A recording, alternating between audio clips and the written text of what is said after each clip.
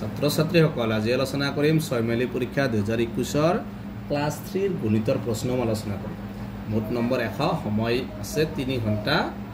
তোমালোকৰ যেটো 6 মেলি পৰীক্ষা আহি আছে গতিকে আগৰ প্ৰশ্নবোৰ চালে গম পাবা কেনেকুৱা ধৰণৰ প্ৰশ্নবোৰ আহে এক নম্বৰ উত্তৰ লিখা ইয়াত 7টা কোৱেশ্চন আছে 7 মাৰ্ক 3টা অংকৰ লিখিব আটাইতকৈ সৰু সংখ্যাটো কিমান হ'ব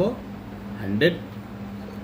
চাৰিটা বেলেগ বেলেগ অংকৰে লিখিব পৰা আটাইতকৈ ডাঙৰ সংখ্যাটো কি হ'ব লিখা মুঠ অংক কেইটা আৰু কি 0 যোগ 7 কিমান হ'ব ভাজ্য বেল ভাজক এনেকা প্ৰশ্নবোৰ চাবা তোমালোকে প্ৰশ্ন কেইটা চাবা 3 নম্বৰ সংখ্যাৰ লিখা 3 মাৰ্ক আছে 4 নম্বৰ মনিহালত খুজোৱা ইয়াত 3 মাৰ্ক আছে 5 নম্বৰ যোগ কৰাত আছে 6 মাৰ্ক সৰুৰ পৰা ডাঙৰলৈ খুজোৱাত আছে 3 মাৰ্ক আছে নম্বৰ ডাঙৰৰ পৰা সৰুলৈ বুজোৱা ইয়াত আছে 3 মাৰ্ক বহলাই লিখা ইয়াত আছে 3 মাৰ্ক আছে 9 নম্বৰ ঘেৰ দিয়া অংকবোৰ স্থানমান লিখা ইয়াত আছে 4 মাৰ্ক 10 নম্বৰ চমুকৈ লিখা ছুটিকৈ লিখা ইয়াত 3 মাৰ্ক আছে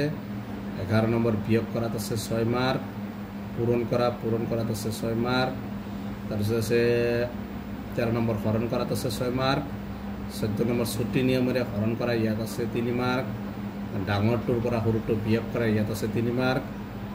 16 নম্বৰ দুটা সংখ্যাৰ যোগফল দি আছে 84 তাৰ এটা 35 হলে আনটো সংখ্যা কিমান হ'ব ইয়াত 3 মাৰ্ক আছে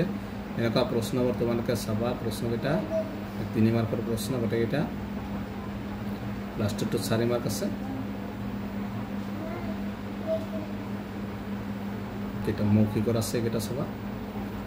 5টা আছে প্ৰথমে 5 মাৰ্ক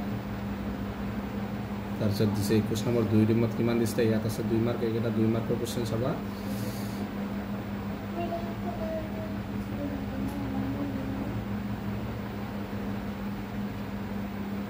এইকেইটা আছিল ক্লাছ